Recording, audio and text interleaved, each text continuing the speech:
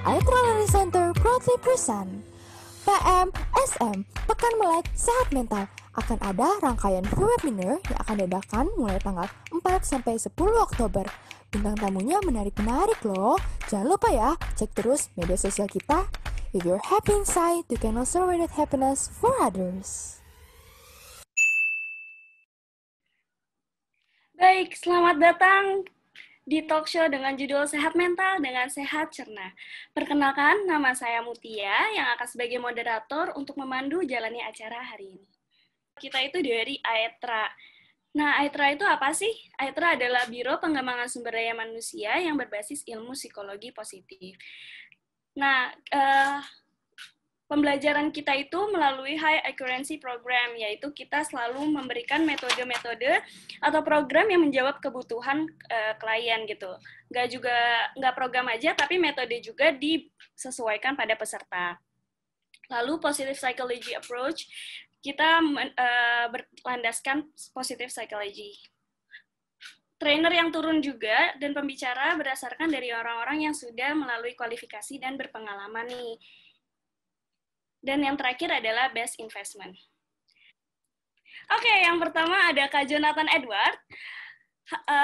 Ia lulus sebagai sarjana psikologi klinis. Jonathan Edward terjun ke dalam edukasi nutrisi dan intervensi gaya hidup sehat masyarakat sejak 2008 loh teman-teman. Nah, pas 2018 ini, ia mengambil sertifikat Sport Nutrition Advisor di APKI dan telah membantu lebih dari 500 orang untuk mencapai badan yang ideal dan mereka banggakan dan dambakan. Pada 2020, Kak Jonathan juga fokus membantu masyarakat untuk lebih sehat dengan manajemen gaya hidup sehat berbasis optimalisasi kinerja otak dengan berbekal Certified Gut Health Advisor and Certified Cognitive Fitness Advisor dari Harvard Health Publishing. Oke, nggak usah lama-lama lagi ya, mending kita langsung kenalan aja sama Kak Jonathan. Silakan Kak Jonathan. Halo semuanya, selamat malam. Halo Kak Jonathan, apa kabar Kak? Awesome. Awesome. Thank you for asking, Mutia. Iya Kak.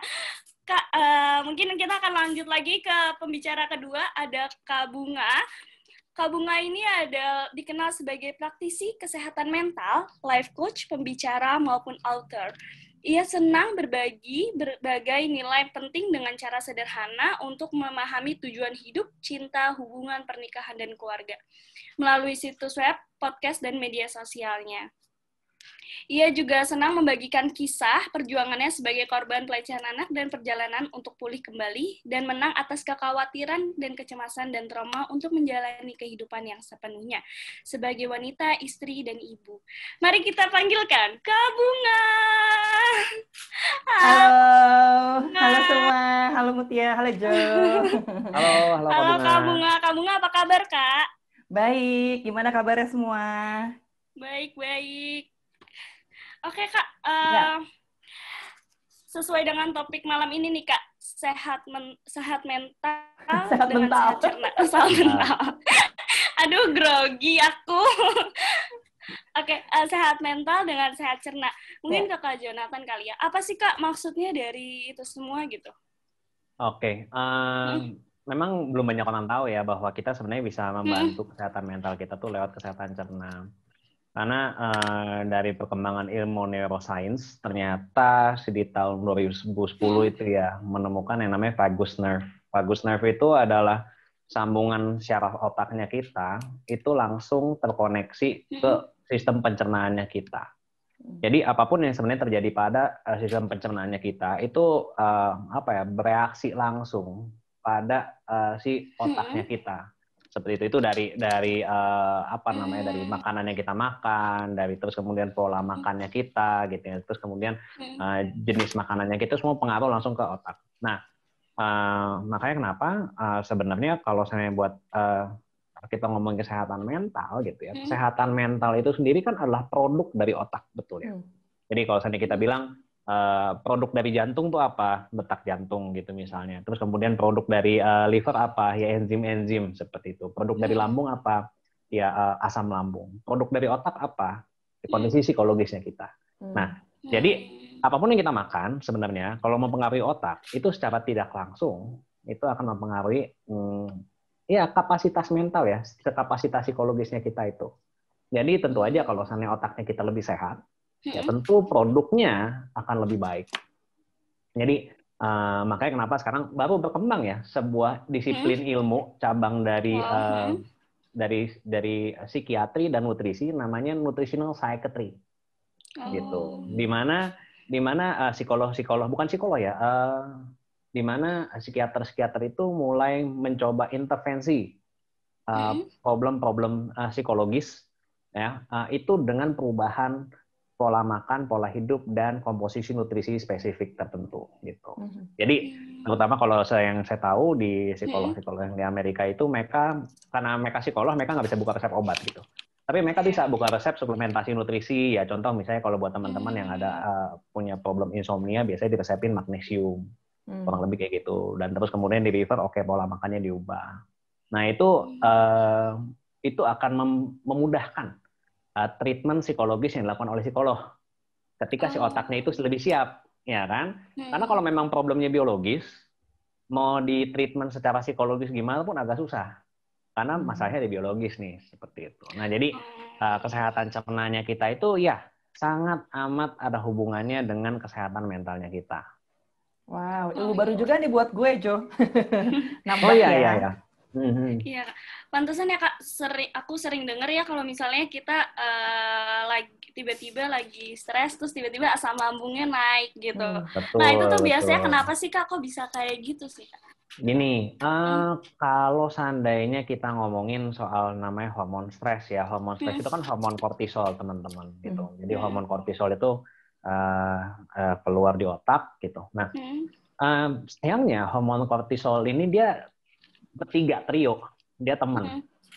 Pertama namanya itu adalah ya hormon kortisol, dia punya sohib dekat namanya adalah hormon grelin atau disebut sebagai hormon lapar. Satu lagi namanya teman trionya namanya asam lambung. I see. Itu. Jadi kalau seandainya stresnya kita naik, rasa lapar meningkat biasanya, sama asam lambung naik. Kurang lebih kayak begitu. Begitu juga sebaliknya. Ketika kita punya problem lambung gitu ya tentu aja asam lambung kan terpicu lebih gampang naik ya. Ya hormon stres juga lebih gampang naik. Gitu. Makanya kenapa kalau biasanya orang-orang yang punya gangguan pencernaan, dia tingkat kecemasannya sedikit lebih sensitif dibandingkan dengan teman-teman yang punya pencernaannya lebih sehat. Seperti itu. Nanti ujung-ujungnya bisa jadi emotional eating nggak sih, Jo? Sangat bisa. Justru kalau seandainya gue sekarang gini, Bung, gue bantu banyak teman-teman yang obesity gitu ya. Gue langsung intervensi di mekanismenya otaknya dia dulu. Karena kalau seandainya kita ngomong directly untuk teman-teman yang punya masalah berat badan ya, obesity, itu sebenarnya ketika seseorang obes itu pasti kortisol meningkat.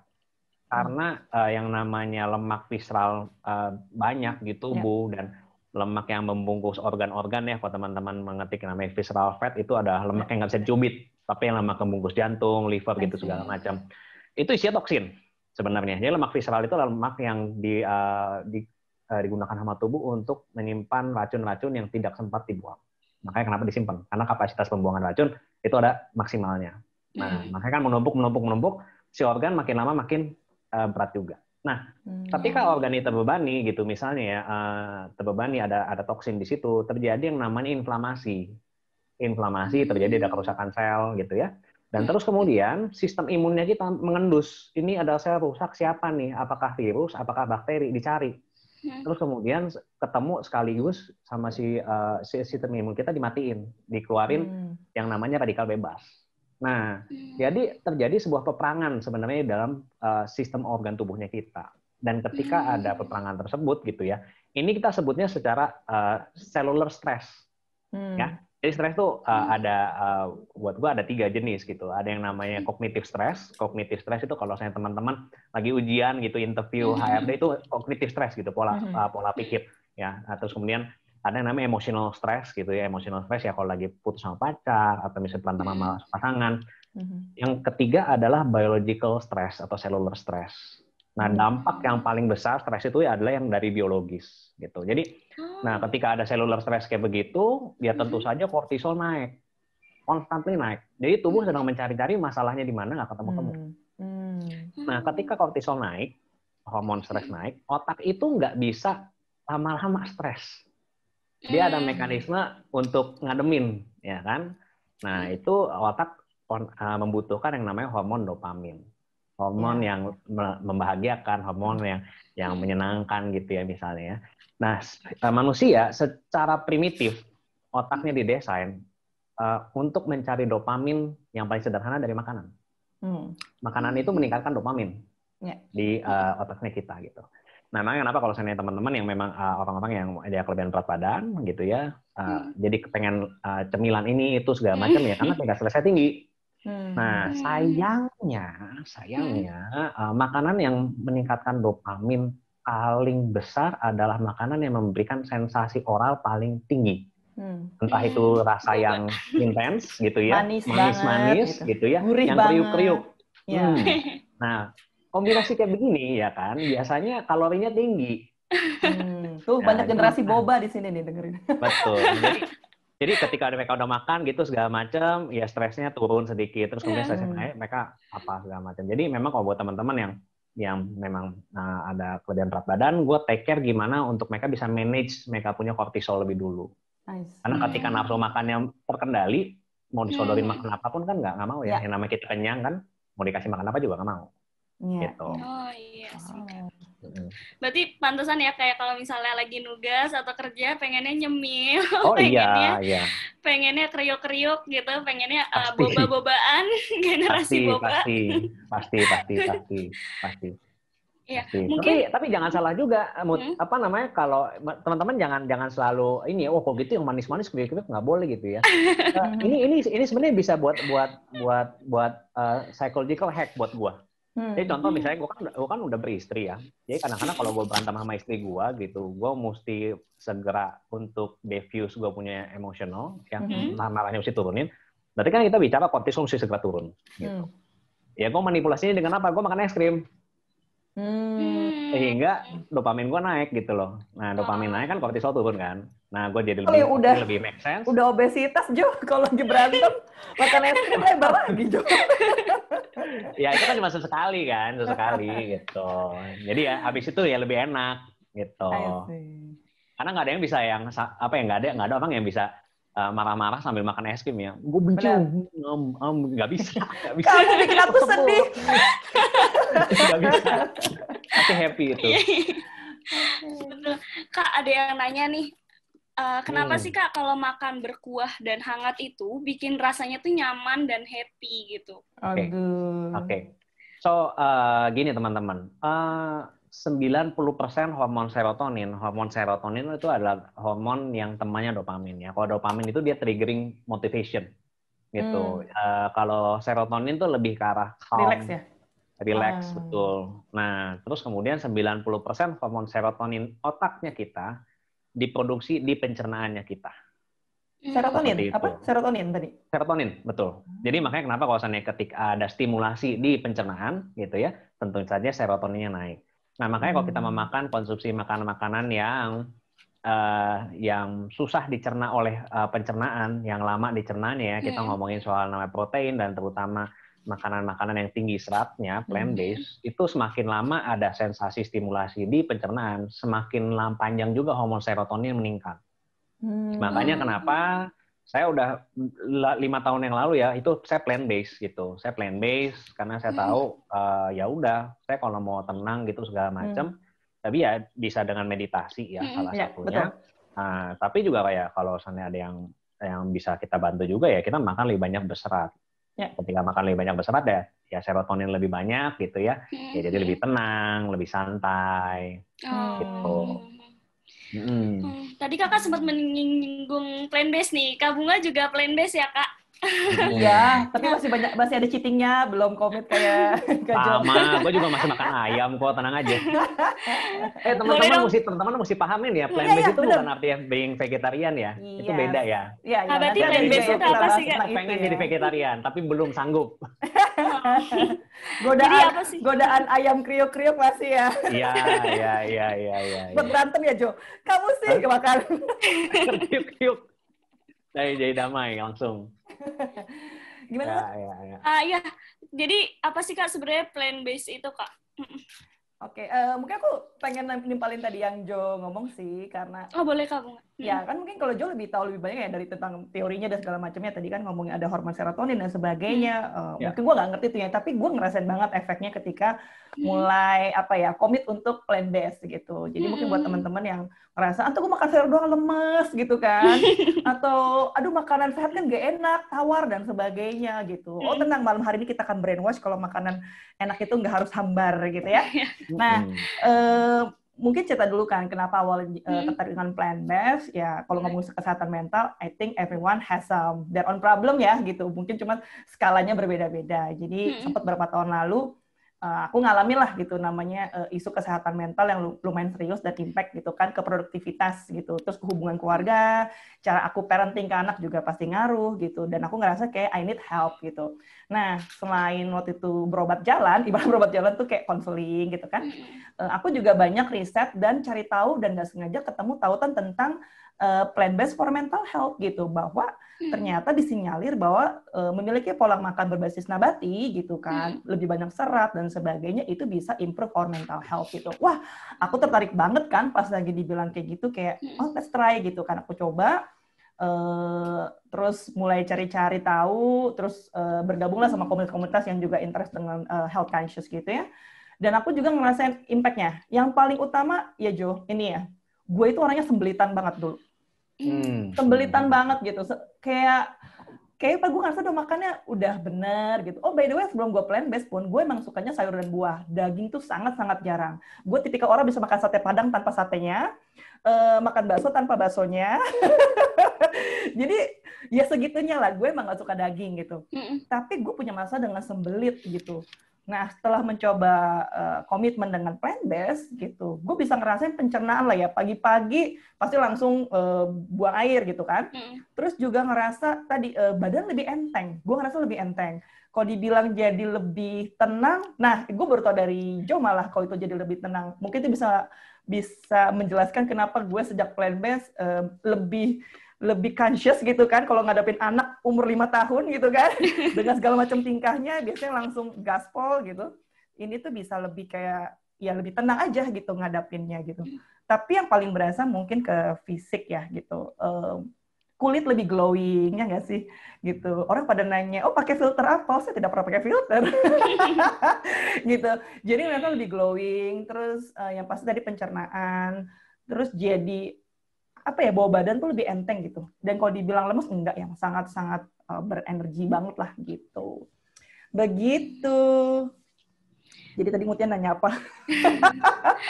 Tadi sih nanya plant based itu apa. Tapi mungkin Kak Jo tadi ada pertanyaan dari Kak Bunga ya. Kenapa sih bisa jadi lebih tenang? Itu tuh sebenarnya kenapa sih Kak kok bisa makan sehat itu bisa jadi tenang gitu? Ya. Kan tadi gue bilang soal serotonin itu ya. Jadi kalau saya plant based kan mostly semuanya tuh serat-seratan gitu. Dan serat-seratan itu teman-teman itu nggak bisa dihancurkan oleh manusia. Itu bakal membantu dibuang. Jadi itu akan menstimulasi banyak di pencernaannya kita. Jadi dia akan lebih banyak memberikan si serotonin di otaknya kita, jadi lebih tenang gitu segala macam. Dan tadi gue suka tuh, emang benar teman-teman, kalau sana being plant based ya, makanan lebih banyak sayur-sayuran, buah-buahan, tambah lemes, itu mitos. Faktanya harusnya tambah segar. Kenapa? Karena kalau sana kita ngomongin soal energi itu kan dari karbohidrat sebetulnya. Nah, plant based itu semuanya tuh karbohidratnya banyak. Karbohidrat tuh bukan cuma nasi jagung ya. Karbohidrat itu kan ada yang namanya yang memang dari serat-seratan lah. Ada serat-seratan yang bisa dicerna, ada yang tidak bisa dicerna gitu. Yang simple sampai nggak bisa sama sekali. Nah, kalau yang serat-seratan yang nggak bisa dicerna, itu yang memang menstimulasi serotonin di pencernaan kita jadi lebih tenang. Dan buah-buahan, sayur-sayuran mengandung lebih banyak mikronutrisi ketimbang si daging-dagingan ya, yang ya kalau plant based itu kan berarti animal based ya lawannya ya. Nah, mikronutrisi ini jadi spare part buat sel regenerasi itu jadi banyak. Makanya kenapa ketika regenerasi sel lebih cepat, berarti kita lebih gampang segernya gitu, nggak gampang capek. Dan kenapa kulit bisa glowing, rambut jadi bagus? Karena mikronutrisinya cukup. Kalau sebenarnya teman-teman punya rambut rontok, ya kulit kusam, kering, itu udah pasti karena mikronutrisinya kurang. Karena mikronutrisi itu disirkulasi dari inti tubuh sampai keluar, ya. Jadi dari limpa, pencernaan, jantung, paru-paru, terus ke otak, dipompa melawan gravitasi. Kalau masih ada sisa mikronutrisinya, rambut buat sama kulit kebagian. Kalau nggak cukup, ya nggak kebagian. Karena tubuh mesti prioritaskan siapa yang mesti dapat dulu, ya kan? Kulit kinclong tapi otak nggak dapat kan ya gimana ya? Nggak mungkin lah. Ya. Cantik-cantik kok begitu kan nggak mungkin ya, otak nggak mau yang diatur gitu. Tapi bener Jo, kayak ada temen gue kemarin cerita, kan sering lihat Instagram ya, dia bilang, oh sekarang aku belum full plant-based, kata dia, aku lagi masih nyoba-nyoba. Tapi temanku yang, dia kan naik sepeda ya, olahraganya sepeda. Temennya udah full plant-based, dan dia bilang, tenagaku kok lebih kuat ya sejak aku plant-based gitu. Jadi dia kira, oh masa ya gitu. Jadi ternyata benar yang tadi lu bilang kan, kalau makan vegan itu bukan lemes gitu. Justru malah, ya itu nambah energi gitu kan ya. Benar. Betul, dan kalau teman-teman mesti pahami daging merah itu ya, terutama daging merah, itu bukannya nggak boleh dimakan. Tapi Harvard pun merekomendasi daging merah itu dimakan maksimal sekali seminggu, maksimal. Seperti itu. Kenapa? Karena daging merah itu dia banyak saturated fat, yang memang akan meningkatkan inflamasi di pencernaan. Inflamasi kita ngomongin soal stres. Nah, untuk tubuh mendealing dengan inflamasi itu sendiri, itu requires energy. Jadi kalau seandainya energinya kita udah sebagian dipakai untuk memadamkan peradangan yang ada di pencernaan kita, ya pasti energi buat yang lainnya pasti kurang lah. Lebih kayak begitu. Wah, terima kasih loh Kak Jo pencerahannya. Sama-sama lah, sama-sama. Kalau gue nggak jago bikin resep, yang jago pasti Bunga nih.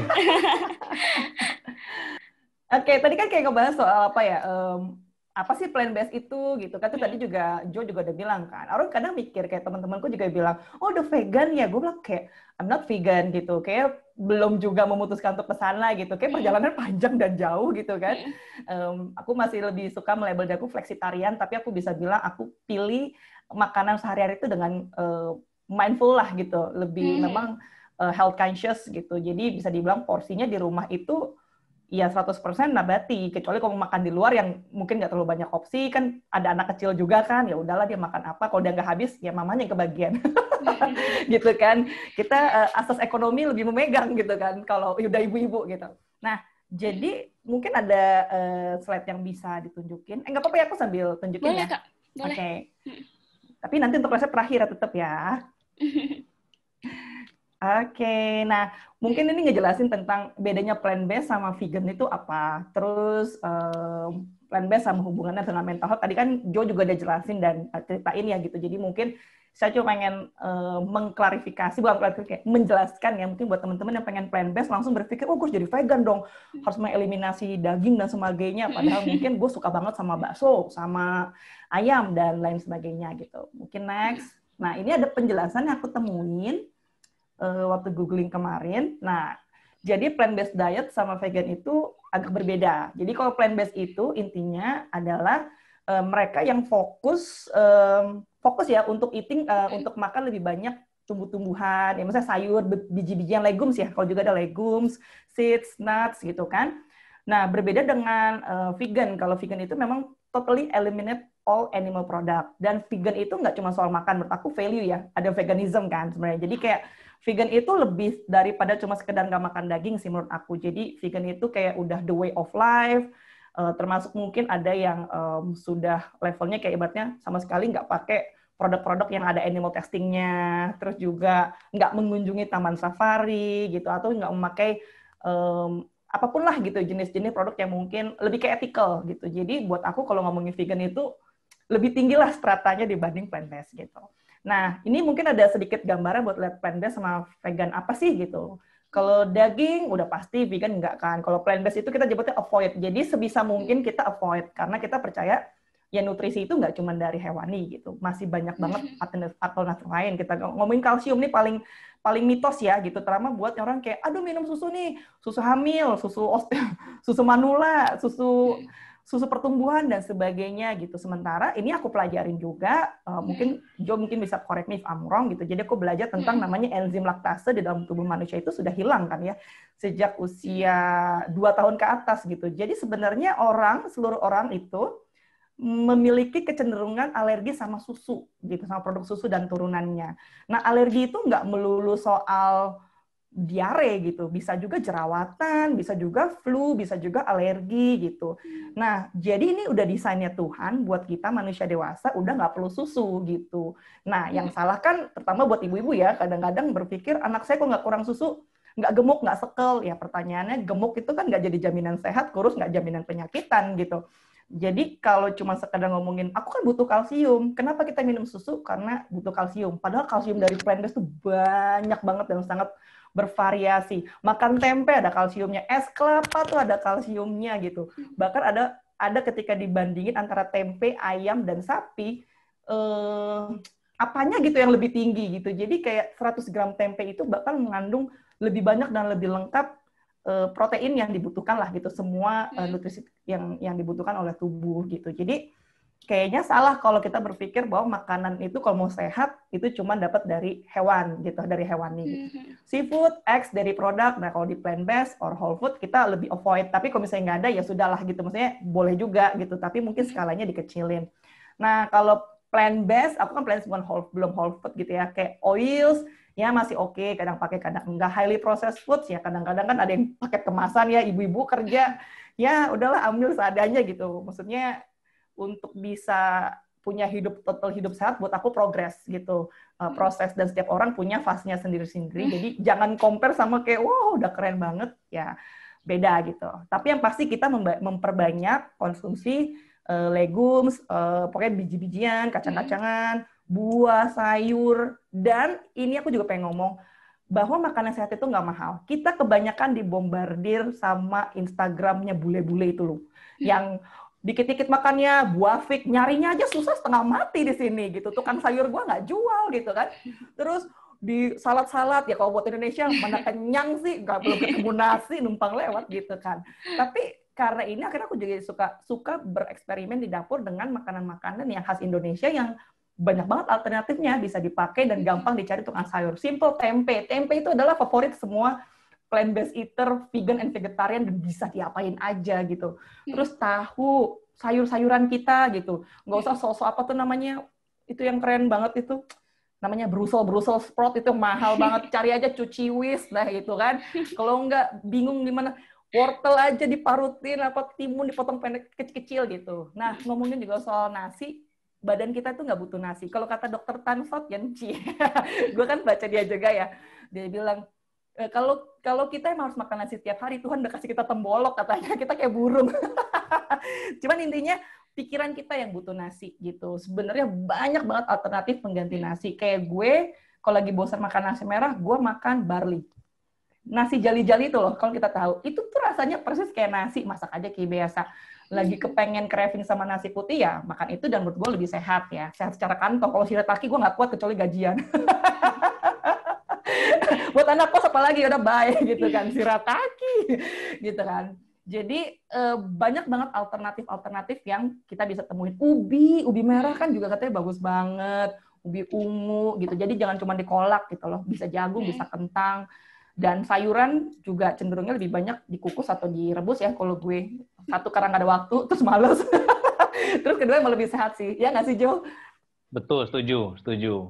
Nah, aku nyambungin ya tadi slide yang tadi boleh ditampilin lagi nggak? Oh, boleh. Nah, aku nyambung ke sini. Belum, ya itu. Sebelumnya, ya. Nah, kalau teman-teman lihat gitu ya, next, Mut. Nah, teman-teman lihat gitu ya, dari plant-based versus vegan gitu kan ya, dari milk, poultry, seafood, egg, dairies, sampai ke bawah legumes. Ini itu kita kalau ngomongin gut health, kita nggak bisa lepasin dari omongan mikrobiota di usus. Oke? Mikrobiota usus itu mulai ditemukan di tahun 2010 gitu loh. Isu ini meningkat di 2015 dan makin diteliti seiring dengan kecanggihan teknologi untuk bisa mengassessment. Dan sekarang para ahli itu udah setuju bahwa mikrobiota usus adalah organ tubuh kita yang baru diketemukan di abad ini. Jadi selain kita punya mata, hidung, telinga, jantung, kita punya mikrobiota di tubuhnya kita gitu ya. Nah, jadi seberapa penting mikrobiota ini itu menjaga tubuhnya kita. Bahkan para ahli itu menganggap bahwa DNA sekarang akan ditinggalkan untuk mengidentifikasi manusia. Karena apa? Karena jumlah mikrobiota tuh akan lebih variatif, lebih unik. Karena manusia itu hanya punya 23.000 strain DNA. Setiap manusia punya 1 juta genetik ya, strain genetik mikrobiota. Wow. Jadi 1 juta versus 23.000. Jauh banget ya? Jadi banget. Jadi yang sebenarnya yang bikin kita unik, actually bukan cuma DNA kita, tapi mikrobiota ususnya kita juga, mikrobiotanya tubuh kita, yaitu mikrobiota dapat dari mana? Kalau seandainya kita, kok kita lahiran lagi nggak? Kalau ibu-ibu lahiran lah ya, saya kan masih laki-laki nggak mungkin melahirkan lah. Nah, melahirkan normal sama sesar itu jumlah mikrobiota anaknya beda. Seperti itu. Karena kalau seandainya yang sesar itu ya anaknya nggak dapat mikrobiota ibunya yang dari rahim. Ya. Nah, seperti itu. Nah, dan keseimbangan mikrobiota itu ada mikrobiota yang bagus untuk tubuhnya kita, gitu. Ada mikrobiota yang tidak bagus untuk tubuhnya kita. Nah, kalau teman-teman lihat dari paling atas sampai paling bawah ya, itu kalau plant based itu makin ke bawah dia adalah makanan untuk bakteri baik. Tapi kalau makin ke atas dia adalah makanan kesukaan bakteri jahat. Jadi kalau seandainya kita sering makan yang di atas gitu segala macam ya, no wonder kalau banyak sakit-sakitan gitu segala macam karena bakteri yang dominan di pencernaannya kita adalah yang merugikan tubuh. Ya. Nah kalau buat teman-teman tadi kan Kak Bunga kan bilang tuh ya kan udah nggak makan nasi gitu misalnya. Saya juga udah jarang banget makan nasi kalau terpaksa. Terpaksa itu seperti apa? Orang tua biasanya kirimin makanan ada nasinya. Apa boleh buat mesti dimakan kan? Kalau nggak nanti durhaka ya kan, didoain ya kan makanan udah nanti mama udah capek-capek masak, kamu nggak makan, waduh udah deh mending makan deh ya kan daripada jadi masalah keluarga kan. Nah jadi gue sama istri gue tuh sekarang makannya tuh banyak kan kentang, terus kemudian ubi gitu misalnya, terus kemudian sayur-sayuran, jagung gitu, nasi ya sesekali lah. Nah, terus kemudian buat teman-teman yang ngerasa, kok gue nggak suka tuh ubi-ubi kayak gituan gitu ya. Gue sukanya tuh, waduh kalau sana daging-daging enak gitu misalnya. Aku mau kasih tahu bahwa preferensi makan kita tidak ditentukan oleh otak. Tapi dari komposisi bakteri di usus. Komposisi bakteri usus itulah yang mempengaruhi otak mencari makanan buat dia. I see. Jadi, kalau seandainya buat teman-teman yang sedang bergumul dengan yang namanya gimana, gue nggak bisa lepas manis-manis ya. It's not your fault. Itu emang karena bakterinya yang dominan di pencernaan teman-teman yang menyuruh teman-teman mencari lebih banyak manis. Jadi caranya gimana supaya bisa mencintai lebih banyak sayur? Ya, lebih banyak makan sayur, lebih banyak makan probiotik. Kita besarkan bakteri baik. Yeah. Ketika bakteri baiknya itu jadi dominan di pencernaannya kita, sayur-sayuran bakal berasa manisnya. Dan kita bakal lebih banyak mencari sayur-sayuran secara alamiah, secara alam bawah sadar gitu ya. Kalau saya ingin kita ngomong kesehatan mental ya, asik banget ya kalau alam bawah sadarnya kita kepengen sehat ya pasti sehat kan permanen kan. Nah mikrobiota usus itu bekerja secara alam bawah sadar. Wow, keren banget. Tapi bener sih, gue bertualang kayak mikrobiota itu kan megang peranan banget. Nah, ada satu teman gue juga, Willy, pernah ngomong bahwa, apalagi ngomongin soal pandemi sekarang ini ya, tiba-tiba orang jadi health conscious gitu kan, minum apalah, empon-empon lah, terus pakai masker dan sebagainya gitu. Cuman jangan lupa teman-teman bahwa kayak masker, hand sanitizer itu kan cuman senjata ya nggak sih? Senjata untuk kita ya melawan lah gitu kondisi di luar gitu. Tapi kalau tentaranya nggak ada, ya sia-sia. Nah tentaranya itu apa? Tadi Kak Jo udah ngomong kan bahwa tentaranya adalah bakteri usus nih gitu, si mikrobiota dan apapun namanya itu yang, nah kesukaan dia yang ngasih makan memperbanyak tentara itu adalah si serat dan probiotik itu. Jadi kalau kita mau punya banyak tentara gitu kan dalam tubuh ya mulai memperbanyak asupan buah, sayur gitu kan, pokoknya serat gitu dengan harapan jangan sampai senjata di luarnya itu jadi sia-sia gitu. Gitu ya. Wah, menarik ya. Kak, mulai ada pertanyaan juga nih. Waktu Kak Bunga itu memutuskan untuk menjadi plant-based, itu kan kakak katanya kayak merubah sistem tubuh yang biasa nerima daging setiap hari dan sebagainya, terus tiba-tiba menjadi plant-based tuh ada respon tubuh yang berubah nggak sih, Kak? Aku sih nggak terlalu merhatiin, cuman tadi basically aku memang dari dulu sebelum memutuskan untuk plant-based itu memang nggak terlalu menyukai daging merah gitu. Paling mentok cuma bisa makan ayam atau seafood, karena buat aku makan sapi itu bau ya gitu. Susu pun aku nggak bisa, karena buat aku tuh bau. Keju dan turunannya paling mentok mozzarella di Pizza Hut itu. Di pizza itu bisa lah. Tapi udah kayak keju parut, yang roti panggang yang banyak, itu aku nggak bisa sama sekali gitu. Jadi kayak udah enak gitu. Jadi kalau dibilang waktu itu perubahannya susah, yang buat aku susah itu lepasin ayam gitu. Kayak aduh ayam itu kayak gimana ya gitu. Dan kayak semuanya ayam susah. Yang aku ngerasain sih nggak ada ya gitu. Maksudnya nggak ada dalam artian konteks negatifnya. Tadi mungkin badan jadi menolak dan alergi tiba-tiba. Tapi aku rasain langsung berasa aku nggak sembelit gitu kan. Aku nggak sembelit. Karena aku ngetes kok. Misalnya kayak aku bener full sepanjang 2 minggu plant-based, terus coba cheating 3 hari makan gak beres pagi siang sore, coba makan gak beres harus di luar gitu kan. Itu besok pas langsung sembelit gitu. Cuma aku nggak tahu deh Jo, ini kan gue ngalamin nih, kemarin gue sempat ada kayak harus keluar kota gitu. Itu kalau makan sembarangan banget ya, maksudnya seketemunya, nemu yang bener-bener makanan yang bener-bener proper tuh susah gitu. Nah tiba-tiba gue merasa kulit gue tuh jadi kering dan gatal-gatal gitu besoknya gitu. Jadi gue kayak ini apakah tiba-tiba badan gue mulai memberikan reaksi karena sudah terlalu sering makan sayur dan buah itu, tiba-tiba ketemu benda asing ya masuk ke pencernaan gue, dia bereaksi seperti itu gitu. Gue juga kayak ini kenapa ya gitu, karena gue nggak pernah banget kayak gitu. Iya, tepat sekali. Jadi apa namanya? Gini, komposisi bakterinya kita itu ikut menentukan kualitas pencernaannya kita. Nah, jadi memang kalau seandainya buat teman-teman yang udah sampai vegetarian gitu ya, udah sampai vegan, itu kemasukan daging bisa muntah. I see. Karena jumlah bakteri yang untuk mencerna daging-dagingan, yaitu emang itu kerjanya bakteri jahat gitu. Jadi bakteri jahat sama bakteri baik itu bukan, bakteri jahat kita dibuang sama bukan. Bakteri jahat itu perlu untuk mencerna yang sifatnya memang protein ya, terutama hewani. Nah, tapi kalau dia terlalu banyak, dia akan ikut mencerna ususnya kita. Karena struktur daging, ya daging hewan gitu, daging mamalia sama ususnya kita kan sama-sama mamalia ya. Itu kan strukturnya sama. Jadi ya si bakteri jahat itu bisa ikut mencerna ususnya kita. Nah, ketika kita udah banyak makan makanan yang meningkatkan bakteri baik, itu kan populasi bakteri jahatnya kan sedikit ya. Itu bakteri jahat kan mencerna yang sifatnya ya yang junk food lah, itu makanannya banyak.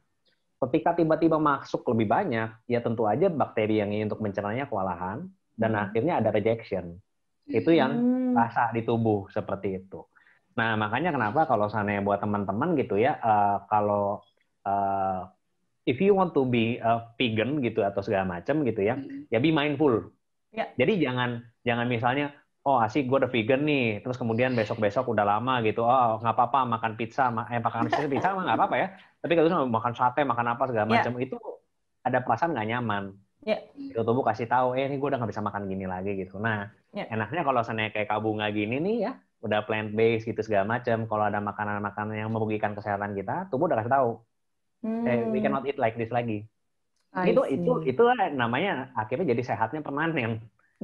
Timbang kita makan makanan yang merugikan kesehatan, malah asik kepengen besoknya lagi. Ya usianya kita makin pendek. Betul. Seperti itu. Jadi teman-teman kalau seandainya mungkin aku mau bantu jawab ya, karena aku pengalamannya adalah karnivora. Gitu. Sebelum aku pelajari tentang nutrisi gitu segala macam, aku tuh sangat suka banget yang namanya steak lah, apalah, pokoknya daging-daging itu sangat suka banget. Nah, ketika aku berpindah gitu ya, memang tidak ada perasaan negatif sih, yang ada lebih segar, lebih enjoy seperti itu. Nah, terus kemudian sekarang kalau seandainya makan yang terlalu banyak yang protein tinggi gitu dari hewan-hewanan gitu juga, jadi udah nggak enak di badan. Jadi kalau seandainya perpindahan itu nggak ada rasa gimana lemes gitu, nggak ada sama sekali. Lebih segar iya, tidur lebih lelap iya, BAB lebih lancar iya. Gitu. Dan kita punya alarm kalau seandainya habis makan nih ada sesuatu, kenapa ya, jadi lebih peka kan gitu, jadi lebih mindful, lebih aware sama apa yang kita masukin dalam tubuh Oke. Kak, mau Wow, nanya seru dong. sekali. Kak, aku mau nanya dong. Waktu kan Yes. kakak, mungkin Kak Bunga kali ya. Waktu kakak tiba-tiba keluar kota tuh makan sesuatu yang apa aja dimakan gitu, itu ada perubahan nggak sih sama mental kakak atau emosi kakak dan lain-lainnya gitu?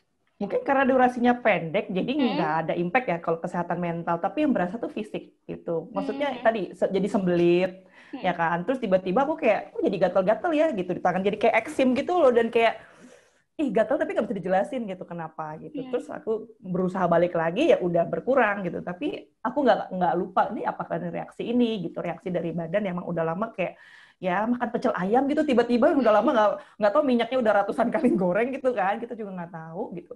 Sementara biasanya kan makanan yang dibikin sendiri di rumah yang kita tahu gitu. Jadi pasti menurut aku ada impact-nya sih, dan tadi Kak Jo juga udah jelasin. Atau Kak Jo, mungkin nggak sih itu karena adanya pikiran yang aduh jadi takut yang kayak gitu-gitu muncul gatel-gatel gitu.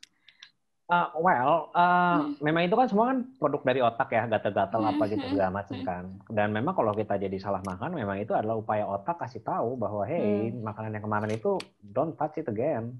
Baik itu. Jadi secara ini kita ngomongin secara kapasitas mental kognitif ya. Jadi otak kan kasih tahu, otak kasih tanda restoran itu lu jangan datang lagi.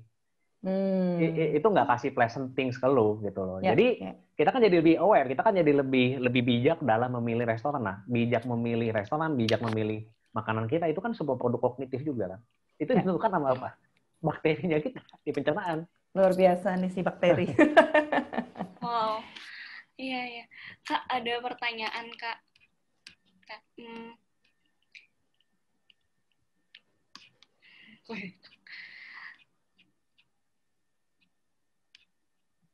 Ya, kalau plant based kan makan sayur-sayuran ya. Ada yang takut tuh bisa jadi asam urat gitu, Kak. Kalau asam urat kayaknya tergantung ini ya, tergantung pengolahannya nggak sih? Kalau tempe tiap hari digoreng ya bisa jadi. Iya. Gini, kalau kita pola pikirnya tahun 90-an, kemajuan ilmu nutrisi, kemajuan ilmu medis tuh baru menemukan, mengkaitkan kita makan apa, hasil lab kita kayak gimana gitu. Sebenarnya ada satu proses di tengah yang hilang. Organ kita kenapa? Ya. Nah, ternyata setelah tahun 2000-an diteliti lebih jauh, apa yang kita makan itu nggak directly langsung berhubungan sama kita punya hasil lab. Karena kok bisa ada orang-orang yang dia makan sayur-sayuran, makan makan kacang-kacangan, asam uratnya kenapa-napa, itu ada yang kenapa-napa. Nah, itu jadi kita ngomongin adalah si kualitas organnya kita dalam membuang sampah, detoksifikasi, mencerna segala macam gitu loh. Sama seperti contoh nih misalnya ya kayak kita makanan-makanan yang berlemak gitu ya. Oh, itu akan meningkatkan kolesterol kita. Itu tidak. Yang meningkatkan kolesterolnya kita adalah kalau livernya kita sudah kewalahan dalam mengelola kolesterol. Jadi ketika dimasukin lagi lemak ya pasti udah kayak ibarat tempat sampah ya, udah penuh, masuk lagi ya pasti bleber. Nah itu yang kedeteksi di lab darah gitu. Tapi kalau tong sampahnya ini kosong, mau masuk makanan kambing kayak apa kayak dia masih ada space-nya. Seperti itu. Nah begitu juga dengan sih kalau kita makan makanan yang kacang-kacangan, asam urat itu kan dari yang namanya protein ya. Protein, terus kemudian dari yang namanya purin itu biasanya ada di di sayur-sayuran warna gelap. Nah, kalau asam urat kita bicara soal ginjal. Nah, kalau ginjalnya itu masih sehat dalam mengelola purin, kita mau makan kacang, mau makan sayur-sayuran itu nggak masalah sebetulnya. Nah, jadi kita mesti melihat faktor-faktor apa yang merugikan ginjal, yang memberikan organ-organ tubuhnya kita tuh penuaan lebih cepat. Nah, ternyata penuaan yang lebih cepat itu disebabkan oleh makanan-makanan yang ultra proses, ya polusi, toksin, itu sifatnya radikal bebas, yang akhirnya menimbulkan inflamasi tadi. Nah, ketika fungsi ginjal menurun, gitu ya, terus kemudian kita baru mau berubah menjadi plant-based, mungkin saat itu agak lambat. Karena ginjalnya udah turun. Nah, jadi teman-teman kalau misalnya mau hidup sehat, jangan tunggu sampai telat ya. Mumpung masih sehat, jadilah pola makannya sehat gitu. Karena kalau udah sakit, ya apalagi udah ginjalnya menurun, livernya menurun, wah itu mesti hati-hati. Kalau ginjalnya udah menurun, itu ayah pun ditakar sama dokter. Betul. Karena aku pernah tuh Seperti itu. ngalamin tuh, ada teman papanya kena diabetes ya, pokoknya kena fungsi ginjalnya, itu sehari minum air hanya boleh 1 gelas itu tuh rasanya gimana ya, aus tapi nggak bisa minum gitu kan, kasihan banget waktu itu. Bener. Gua kan Langsung ini Bung, minum nih, dulu langsung dulu minum Bu. dulu gue di awal-awal karirnya gue ketika gue lulus kuliah gitu ya, gue kan banyak ngedampingin dokter gitu. Gue jadi di nutritional coaching dan terus gue bantuin dokter itu menerjemahkan bahasa medisnya mereka menjadi bahasa yang bisa memicu perubahan perilaku sehat dalam seminar-seminar gitu. Dan terus kemudian gue bantuin dokter-dokter itu dalam nutritional consultation, si pasien-pasiennya ada udah cancer, diabetes segala macam. Jadi gue belajar, oh pasien diabetes tuh makannya kayak gini gitu, segala macam. Yang asam urat kayak gini, yang cancer kayak begini gitu. Terus kemudian gue kan sama dokter yang gue dampingin, dokter gizi waktu itu. Makanya dok, ini menarik ya dari semua orang yang sakit-sakit seperti gini gitu ya. Gue pikir kayak masalah psikologis. Kalau masalah psikologis kan schizophrenia kan pasti treatmentnya beda dengan anxiety kan. Tapi ini kurang lebih pola makannya sama gitu loh, hanya beda variatif dikit. Gue tanya sama dokter, ini kok ada benang merahnya ya? Kok makannya? Apakah orang setelah sakit terpaksa harus makan sehat gitu ya? Itu kan mindsetnya gue dulu. Si dokternya bilang gini, enggak sih Jo, sebenarnya makan sehat itu pada akhirnya semua manusia itu harus makan sehat. Pilihannya adalah mau setelah dia sakit atau sebelum dia sakit. Bedanya di situ doang. Bedanya intinya mau bayar di depan atau bayar di belakang gitu ya. Iya benar. Jadi ya intinya sih gitu. In the end kita akan makan sehat. Intinya ya, mau tunggu sampai sakit dulu atau sebelum sakit. Intinya sih kayak gitu. Setuju. Wah, dari tadi ngomongin makanan ya Kak. Boleh dong Kak Bunga kasih tips makan-makannya yang plant-based tuh gimana sih Kak? Oke.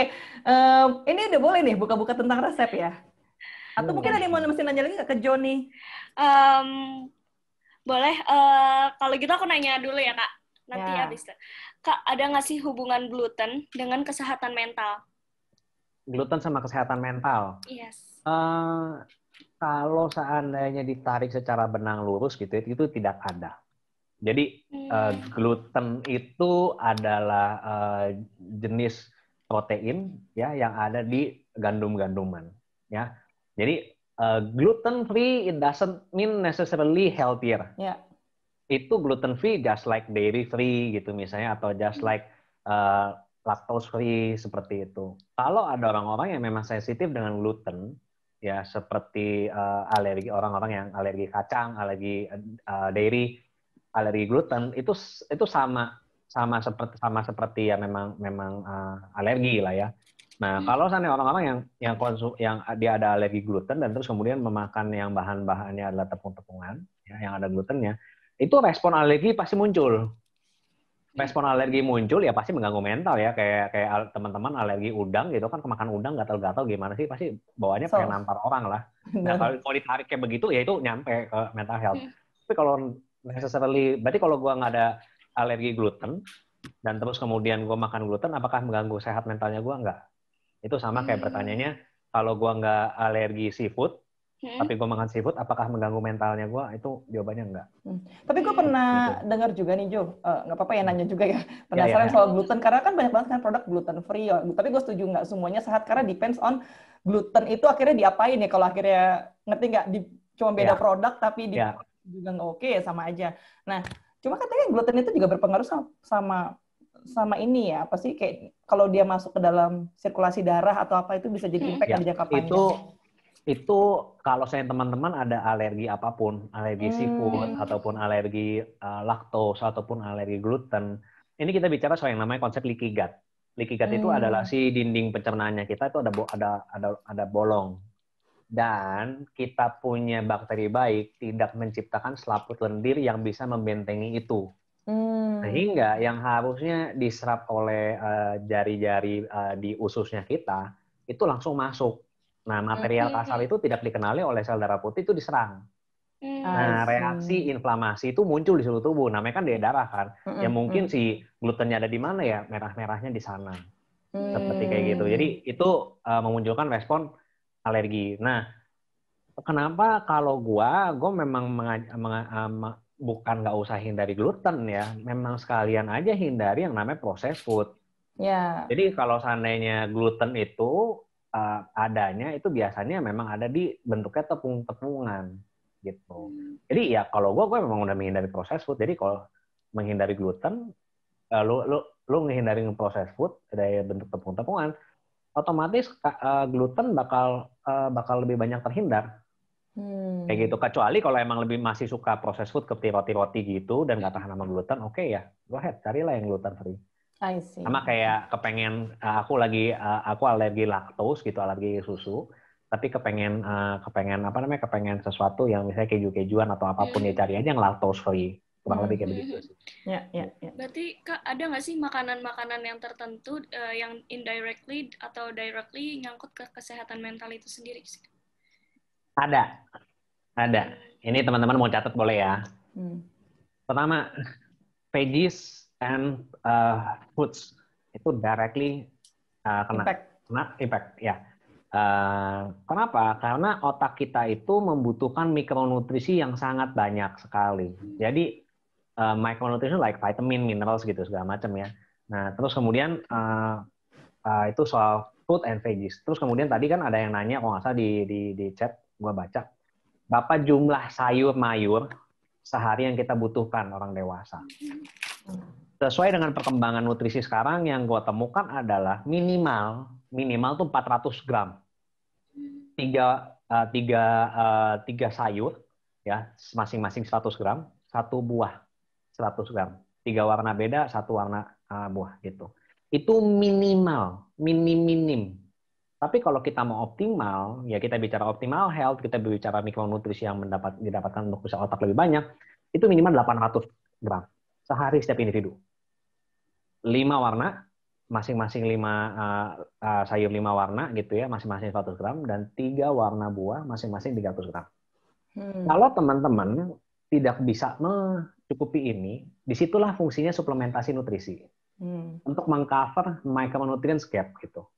Jadi ya kalau orang nanya, gue nggak butuh suplemen kok, gue makan sayur mayur cukup banyak. Oke, define me seberapa banyak.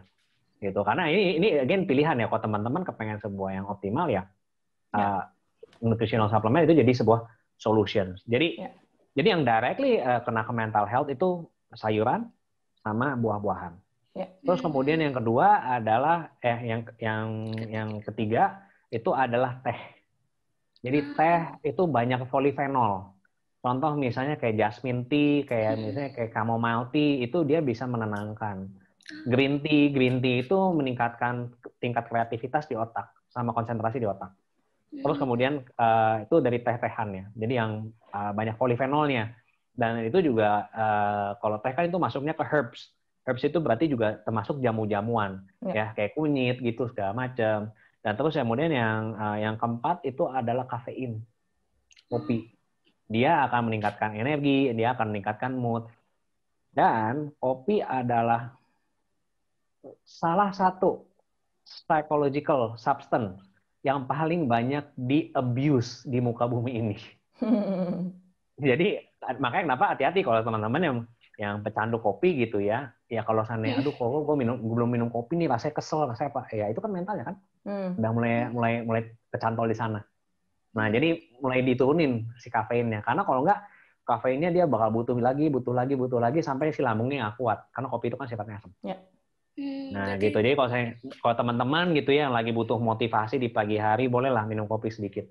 Gue bukan pencinta kopi, I use kopi untuk drive up the motivation.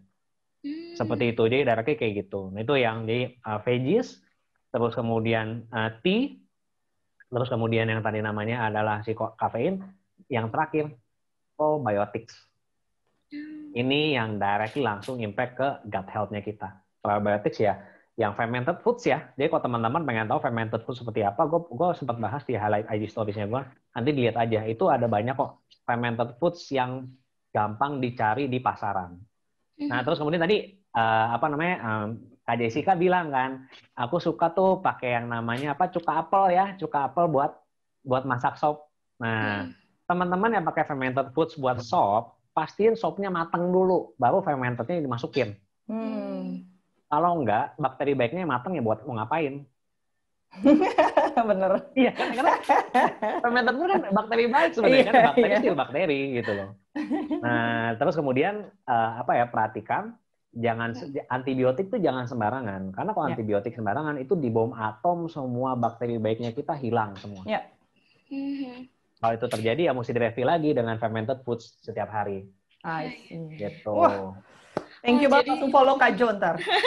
Berarti jadi apa ya Kak? Itu tadi salah satu food yang bikin kita happy gitu ya. Yes, Berarti ada linknya nih Kak, sesuai dengan judul gitu, sehat mental dengan sehat cerna gitu, karena ketika apa yang kita makan ternyata itu bisa membuat mental kita lebih happy, lebih termotivasi, lebih rileks gitu ya Kak. Iya. Menarik. Terus kemudian satu lagi, kalau misalnya teman-teman lebih pengen lebih tenang ya, konsumsi makanan yang mengandung magnesium yang tinggi.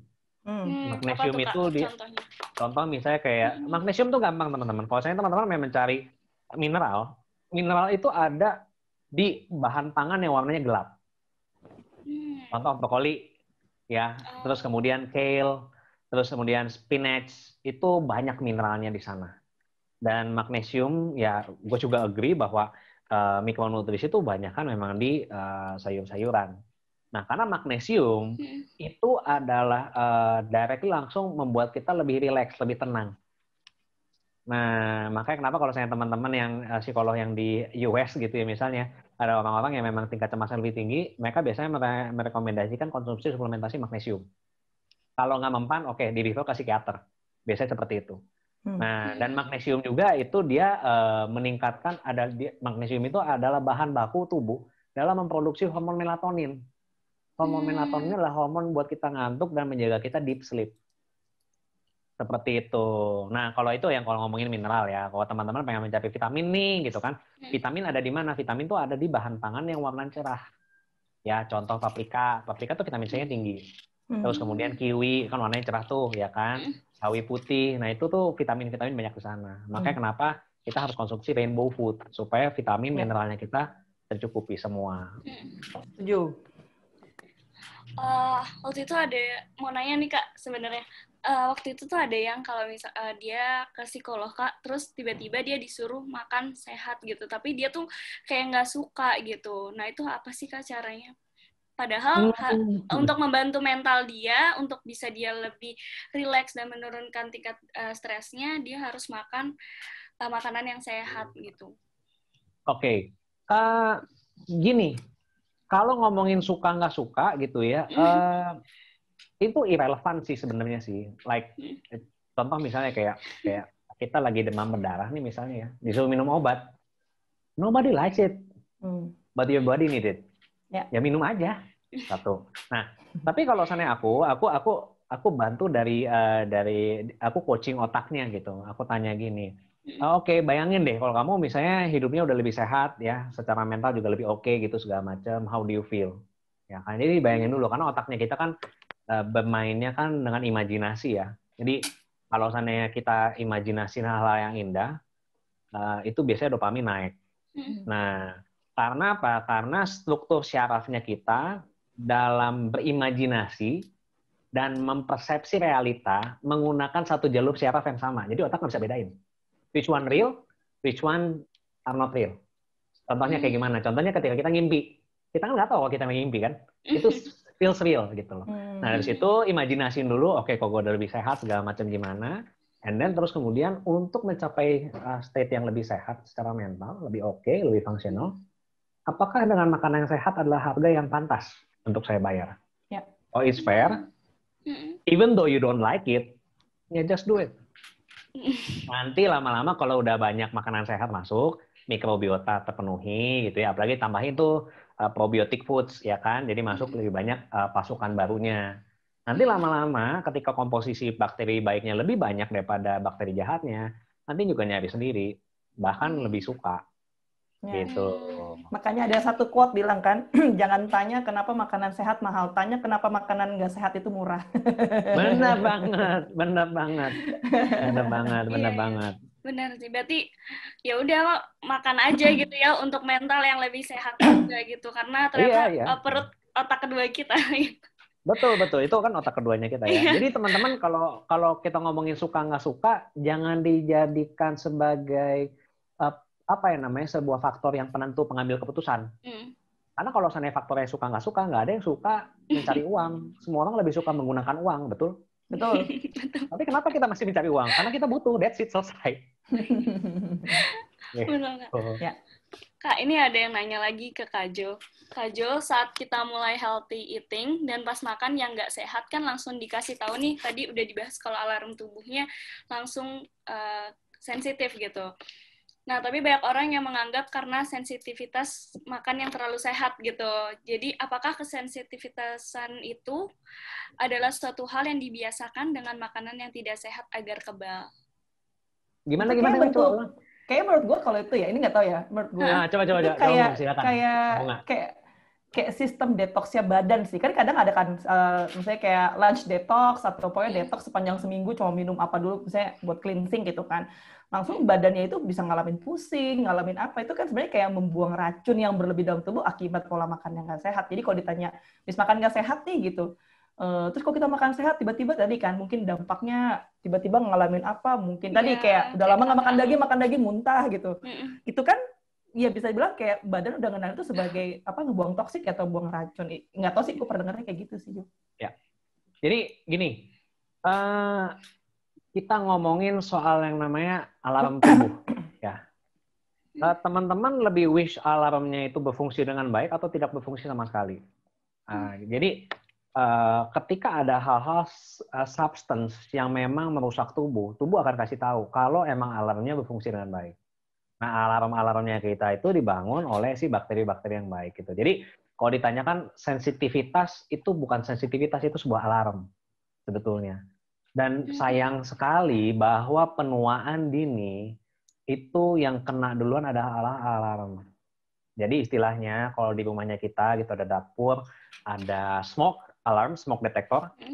Kerusakan pertama sebelum rumah kamu kebakaran semua, api itu akan ngebakar smoke alarm kamu. Oh, you don't know apinya segede apa, tiba-tiba udah di lab aja kan, tiba-tiba mesti minum obat segala macam, itu udah kebakaran banget. Nah, jadi ketika kita kasih makan tubuhnya kita gitu dengan bakteri yang baik, dengan sayur mayur, tubuh kita akan lebih peka.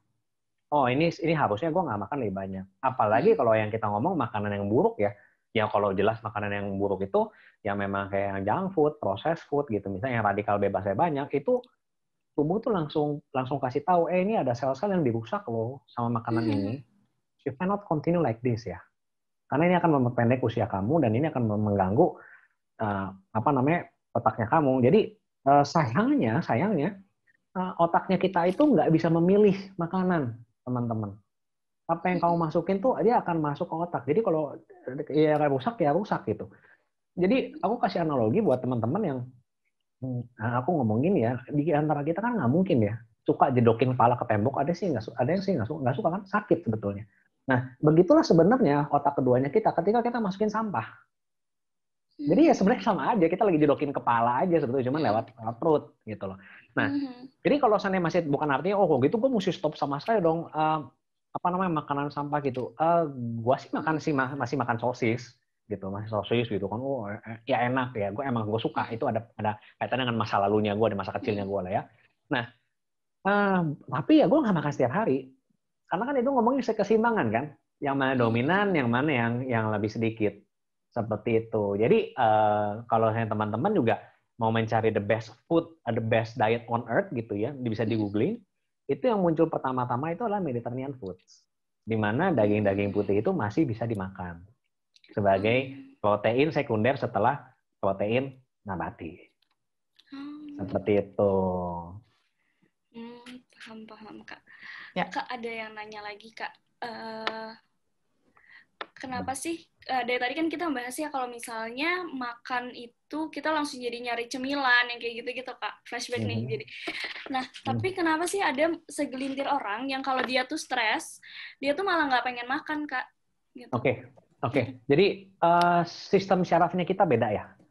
Jadi stres itu akan hormon stres itu temenan sama tadi ya yang hormon stres itu dia temenan selain sama si asam lambung, dia temenan sama si hormon lapar, tapi dia juga temenan sama adrenalin sama norepinefrin. Norepinefrin itu penghilang rasa sakit, adrenalin itu dia pemicu pompa jantung lebih kencang. Nah, sistem ini kita sebut sebagai fight or flight. Nah, teman-teman bisa menemukan sistem ini on ketika teman-teman lagi di gym, misalnya olahraga. Itu nggak kepikiran sama sekali makan bakso, itu nggak kepikiran. Karena siap-siap angkat-angkat gitu ya, atau dikejar anjing gitu ya. Nggak ada liriknya nih, oh bakso enak ya, wah ada tukang bakso gitu. Nggak kepikiran. Karena itu sistem saraf namanya saraf simpatetik, ya, fight or flight. Nah, ketika saraf simpatetik ini nyala, sistem saraf parasimpatetik yang mengatur rest and digest itu off. Makanya kenapa kalau stresnya kita terlampau tinggi, ya, ini jadi nafsu makan pun diturun. Nafsu makannya itu bukan hormon grelinnya itu, tapi seluruh sistem pencernaan kita off. Makanya kenapa kesehatan mental kita juga mempengaruhi kesehatan cernanya kita. Karena kalau kita terlalu banyak stres gitu ya segala macam, akhirnya sistem simpatetik ini nyala terus, ini menghalangi untuk kita bisa tidur, ini menghalangi kita untuk bisa menyerap nutrisi dengan baik, dan makanan akhirnya busuknya di pencernaan. Akhirnya bakteri-bakteri yang happy hore gitu adalah bakteri-bakteri jahat. Ketidakseimbangan bakteri terjadi. Ya kan akhirnya bloated, bergas, nggak enak gitu segala macam kalau kita lagi stres kan. Nah, makanya teman-teman nih kalau sana di sini masih ada yang kuliah gitu ya, hindari makan besar ketika mau ujian. Karena lagi mencerna, asik-asik tubuh mesti rileks itu, mesti mikir. Ya kan? Wah itu sarafnya jadi bingung. Jadi itu mesti diperhatiin gitu. Jadi kalau terjawabnya adalah ya karena kalau kamu stres terlalu tinggi gitu ya, ya pencernaannya kamu dari mulut, taste bud sampai ke bawah itu off semuanya. Tubuh siapin untuk lari, tubuh siapin untuk semua energi itu untuk angkat yang berat, untuk mukulin anjing yang mau gigit kamu ya whatever itulah. Iya ya, berarti lagi off dulu ya pencernaannya dan fokus di mental kita gitu. Oke, itu tadi pertanyaan terakhir Kak. Maaf untuk teman-teman nggak bisa kejawab semuanya karena emang waktunya terbatas gitu. Setelah seperti yang udah dijanjikan ya, Kak Bunga akan membagikan resep-resep plant-based-nya nih. Ini nih, aku juga mau catat nih resep-resep nih. Boleh slide sebelumnya nggak, Mut? Slide sebelumnya. Oke, jadi mungkin buat teman-teman tadi, aku juga pernah selain ngobrol sama Joe, aku juga pernah punya teman. Kita pernah bahas tentang plant-based for mental health. Ini pernah IGTV saya sama dia, jadi mungkin bisa juga di highlight ya kalau misalnya mau nonton kayak yang dapat dari Joe ini buat saya, wow, bikin saya mau interview Joe juga nih di sini. Waktu itu saya interview Willy dan buat aku juga banyak banget insight yang didapat dan sejalan lah yang tadi sama Joe sampaikan. Oke, lanjut. Tadi jangan lupa ya follow Plant Based Society tetap. Wah, ini aku pasti follow ini. Oke, ini buat teman-teman. Jadi sebagaimana kebetulan saya memang hobi masak gitu kan dari dulu. Cuman karena sejak plant based. Dan ya bener Jo, kan kadang orang mikir, gila gue makan tiap hari cuma sayuran doang, tempe lagi, digoreng, dikukus, dibacem, itu aja gitu kan. Cuman sebenarnya banyak banget kreativitas di dapur yang bisa dilakukan. Nah, akhirnya terus berpikir, kayak setiap kali weekend lah dipakai, karena kan Senin sampai Jumat kerja gitu kan. Terus mencoba, karena gue suka banget makanan Bali. I love ayam betutu so much gitu kan, kalau ke Bali makbek gitu kan sekarang udah mulai dieliminasi ya gitu. Terus gue kangen sama sate lilitnya gitu. Terus gue pikir, bikin sate lilit tapi pakai apa ya yang menggantikan si ikan itu gitu. Akhirnya menemukan sate lilit khas Bali plant based. Ini original recipe by Bunga Mega. Nih screenshot dicatat nih ya. Ntar jangan udah selesai gue di DM tanya resepnya. By the way, resepnya bahkan nggak gue share di mana-mana. Ini yang pertama kali gue kasih di Pekan Melek Sehat Mental. Even di Instagram gue juga nggak ada resepnya. Jadi silakan bisa dicatat. Oke, lanjut. Karena saya nggak sempat remake lagi, jadi nggak ada foto membuatnya ya. Maklum, ibu-ibu cepet aja masaknya. Jadi ini bahan utamanya, sate lilit ini khusus untuk 10 porsi ya, teman-teman. Setengah papan tempe, nah mungkin Jo bisa, nggak tahu deh Jo, gue nggak ngerti berapa gram ini. Kan ibu-ibu belinya, Mas beli tempe setengah papan, udah nyebutnya itu aja gitu kan. Jadi beli tempe, biasa kan satu papan tuh yang panjang tuh ya teman-teman. Nah dipotong setengahnya, kalau mau lebih juga nggak apa-apa. Terus pakai 100 gram rumput laut. Nanti aku kasih tahu abis ini ada gambarnya. Rumput lautnya itu yang mana? Yang pasti bukan yang kayak apa tai koin itu ya.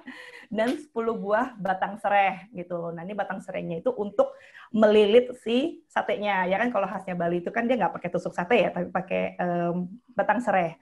Nah, untuk bumbu halusnya, ini ada 3 siung bawang merah, 3 siung bawang putih, 1 sendok teh bubuk kunyit. Kalau nggak punya bubuk kunyit, pakai kunyit biasa aja, tapi pakainya dikit aja, setengah ruas jari juga, karena dia cukup kuning banget ya. Terus 1 ruas jari jahe, 3 buah kencur, 3 buah kemiri, 3 buah cabai merah yang besar, bukan rawit, dan 5 buah daun jeruk. Terus juga untuk membuat rasa gurihnya ya, yang pasti garam laut, dan kaldu jamur. Ini garam laut itu garam grosso ibaratnya, bukan refined salt ya. Jadi kayak garam meja yang udah putih kinclong gitu kan. Bukan yang itu, tapi kalau bisa sih cari yang lebih natural, namanya garam laut. Itu carinya di online banyak, garam grosso itu lebih baik buat kesehatan gitu. Nah, opsional boleh pakai minyak goreng dan kecap Inggris. Kenapa? Kecap Inggris ini sifatnya itu untuk mengeluarkan aroma kayak daging gitu sebenarnya ya. Oke, kita lanjut. Nih buatin teman-teman nggak pernah lihat jahe seumur hidup. Nah, ini dia gambar-gambarnya. Mungkin kayak, saya nggak tahu itu kencur kayak apa, kunyit nih dikasih tahu. Ini tempe ya, kita ngomongin setengah papan. Nah, rumput lautnya ini yang seperti ini ya teman-teman, bukan rumput lautnya yang buat agar-agar, buat manisan, bukan yang tipis-tipis kayak yang dijual ataupun buat sushi, tapi rumput laut kering gitu. Ini juga banyak di online gitu. Nanti abis ini cara buatnya. Ini batang serai, tapi tolong cari agak gede. Saya kalau tipis, dia tuh letoy ya, begitu mau dipanggang gitu kan, bolak-baliknya agak susah. Ini bawang merah, bawang putih, kunyit, cabai merah gitu kan, kemiri, jahe, kencur, dan daun jeruk. Oke. Rumput laut wakame ya, benar, rumput laut yang udah kering tapi bentuknya kalau dimakan kayak di sop itu loh, yang besar-besar gitu ya jadinya ya. Oke, lanjut. Nah, ini dia cara membuatnya ya. Yang pertama, ini biar gue kayak Farah Queen kan. Ulala, this is it. Oke, teman-teman. Farah Queen sehat, Kak. Ya, jadi tempenya tadi teman-teman setelah dicuci, dipotong-potong menjadi beberapa bagian. Nggak usah terlalu kecil, nggak apa-apa. Mungkin dipotong dadu, tapi kayak setengah papan bisa dipotong 6 atau 8 ya. Terus jangan lupa dikukus dulu sekitar 15 menit. Kenapa? Karena tujuannya misalnya kalau nggak habis atau apa, dia nggak cepat basi gitu ya. Jadi tempe terus dikukus, terus rumput laut yang tadi ini direndam dulu dengan air hingga mengembang, kemudian tiriskan. Jadi dibuang airnya. Kemudian tadi kan ada bumbu-bumbu tuh ya, bumbu dapur semuanya itu dijadiin satu, terus mau di blender. Nah, pas blendernya itu kalau aku digabungin sama rumput laut. Rumput laut ini memberikan aroma amis kayak ikan. Ya kan gantinya ikan-ikanan tuh buat sate lilit Bali itu kan ikan ya sebenarnya. Jadi pakai rumput laut. Jadi campurkan si rumput laut ini dengan bumbu-bumbu yang mau di blender, lalu dihaluskan. Setelah itu bumbunya sudah halus semua, ditumis deh sebentar. Mungkin pakai minyak sedikit boleh, nggak pakai minyak mungkin yang metode sangrai juga boleh, sampai agak wangi gitu. Dinginkan sejenak. Kenapa dinginkan? Saya kalau panas-panas taruh di tempe, tangannya melepuh gitu kan. Kita harus ngadonin soalnya. Jadi setelah udah agak dingin, campurkan bumbu tadi ke dalam tempe ya. Dicampurkan, dibejek-bejek gitu kan. Pastiin tangannya udah bersih ya, udah cuci tangan. Terus tambahin aja deh garam, kaldu jamur sesuai selera ataupun koreksi rasa gitu kan. Boleh juga tambahin tadi kecap Inggris opsional ke dalam adonan, baru abis itu diambil sedikit-sedikit. Ambilnya paling kayak saya cuma ambil ya seginilah, terus ini batang serehnya gitu tinggal dibentuk aja lah di bulat-bulat supaya dia agak nempel gitu. Udah deh, abis itu Kak saya nggak punya grill pan, saya nggak punya panggangan, nggak apa-apa. Teflon anti lengket juga bisa kok. Waktu itu sih gue pakai teflon biasa. Kalau saya waktu itu nggak pakai minyak gitu kan. Tapi kalau mau pakai minyak boleh dikit aja, bukan banyak ya. Ini bukan deep fried soalnya. Jadi cuman kayak yang penting asal ngebasahin lah dikit. Terus dipanggang sampai agak kecoklatan, mungkin satu sisi 1 menit. Apinya juga jangan terlalu besar, kalau nanti gosong. Lalu dipanggang bolak-balik. Kemudian udah deh disajikan lagi hangat, boleh makan pakai nasi. Ya kan mungkin kalau ada nasi kan pakai tadi nasi barli atau kentang gitu kan, atau pakai sayur-sayuran. Yang paling enak pakai sayur-sayuran tuh dikukus gitu ya, terus pakai sambal matah. Langsung pengen nambah. Nah, ngomongin ngomongin resep kayak gini ya, ini berapa banyak sih nutrisinya kira-kira, Jo? Kali lo mau nambahin? Yang pasti kalau si sate lilit ini kemarin kita udah cek ya, dia proteinnya tinggi teman-teman ya. Jadi sate lilit ini protein tinggi dan bisa dikonsumsi kalau misalnya udah malam. Jadi kalau udah malam nih ya, terus kemudian rasanya lapar, tapi takut gemuk, walaupun itu mitos ya, itu mitos. Ya sebenarnya makanan paling bagus dekat-dekat tengah malam itu adalah protein. sebetulnya. Karena protein itu akan lebih lama dicernanya, tapi dia bakal didigest slowly, jadi nggak mengganggu tidur. Itu yang pertama. Terus kemudian yang kedua adalah karena protein adalah satu jenis makronutrisi yang paling sulit dicerna tubuh. Ketika kita tidur, kita akan membakar lemak lebih banyak, membakar kalori lebih banyak. Gitu. Jadi ya si sate lilit ini tinggi banget proteinnya, dan apalagi tadi ada banyak herbs-nya ya. Itu macronutrients and polyphenolnya is really really good. Lebih bagus daripada sate ayam biasa. Oke. Terima kasih Kak Jo reviewnya. Jangan lupa ya, saya jangan dieliminasi. Kayak Master Chef. Berarti sebenarnya makan sehat itu murah ya, Kak? Murah, maksudnya enggak, iya. Modalnya nggak susah. 5.000 doang. Nggak susah dicari. Nggak susah dicari. Kalau sana orang bilang makan sehat itu nggak enak, mitos lagi. Enaknya pun tergantung bumbunya. Benar. Iya benar kan? Kalau coba balik lagi asik nih ke slide saya nih, balik ke slide saya coba. Nih, coba yang di depan tadi di slide yang judulnya plant based itu loh, plant based fast vegan.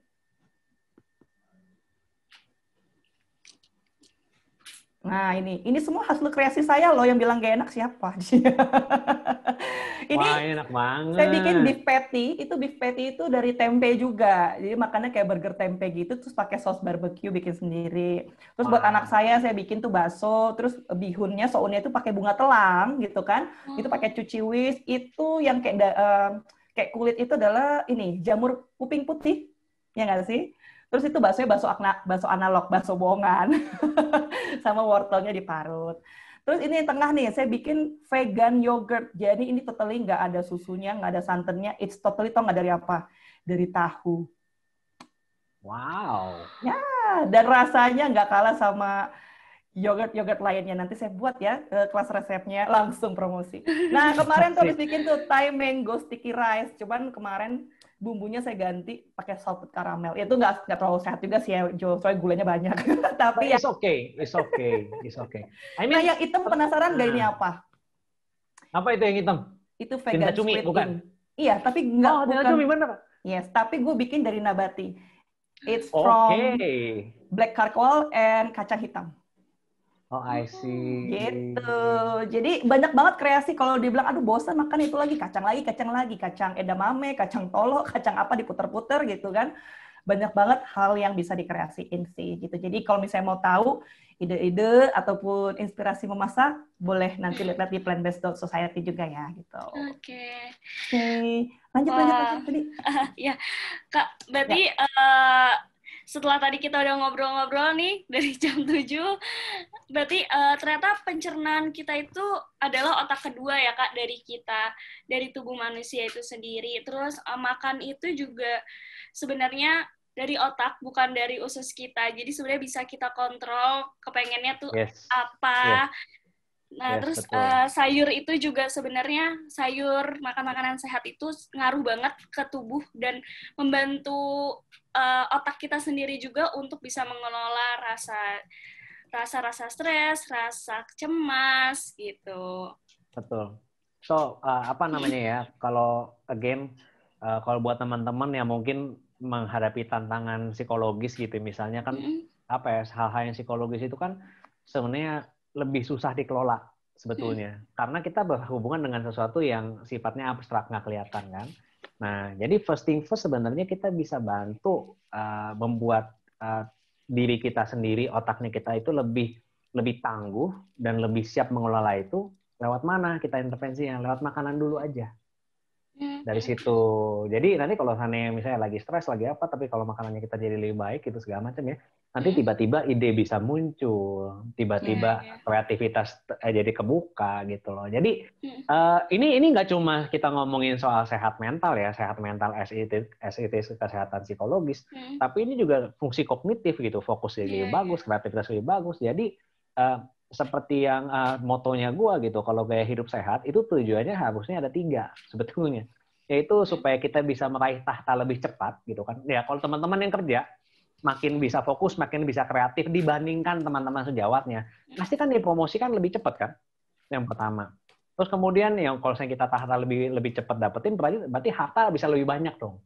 Ya kan, apalagi stamina bisa lebih banyak, bisa bisnis 1, 2, 3 gitu kan. Nah, udah gitu pola makan yang sehat itu akan membuat kita awet muda lebih lama. Jadi kalau gaya hidup sehat itu ada rewardnya 3. Ya tahta, harta, sama awet muda. Siapa ayo nggak mau hidup sehat? Ikutin plan base-nya Kak Bunga. Nah itu supaya lebih enak makannya. Asik, thank you. Makasih Kak Joe. Kalau dari Kak Bunga ada closing statement nggak Kak? Buat teman-teman nih. Apa ya? Kadang buat aku gini, makan sehat itu adalah cara kita untuk menunjukkan kita menghormati apa ya, tubuh pemberian Tuhan gitu. Karena selama ini kita cenderung menggunakan tubuh kita dengan asas utilitarian, alias ya udah, gue gunakan, gue manfaatin hanya karena itu memberikan manfaat gitu kan. Tapi dengan kita bisa makan lebih health conscious gitu kan, buat gue itu adalah investasi masa depan gitu. Karena jangan sampai apa ya apapun goal kita di depan nanti, apalagi banyak anak muda, passionnya apa, goalnya, mimpinya sukses, semuanya jadi terhambat hanya karena pola makan yang nggak sehat gitu. Dan banyak banget penyakit-penyakit yang bisa dibilang penyakit kritis ya, kayak cancer deh gitu, atau penyakit degeneratif lainnya gitu, walaupun dibilang penyakit turunan genetik, tapi yang megang peranan itu adalah pola makan gitu.